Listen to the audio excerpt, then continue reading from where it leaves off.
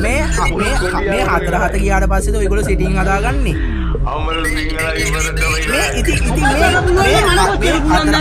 මේ සෙටින් හදාන හරි වා හදපු සෙටින් ටික කියන්නකෝ අයියේ හරි වා හදපු සෙටින් ටික කියන්න Primera sangre. Primera sangre.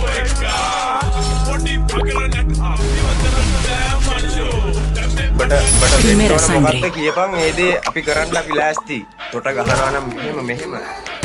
Primera sangre.